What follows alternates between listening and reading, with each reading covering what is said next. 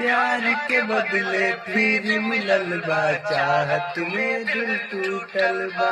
बचल उमिरिया बीती कैसे, साथ सनम से छूटल बा। प्यार के बदले फिर मिलल बा, चाहत में दिल टूटल बा। बचल उमिरिया बीती कैसे, साथ सनम से छूटल।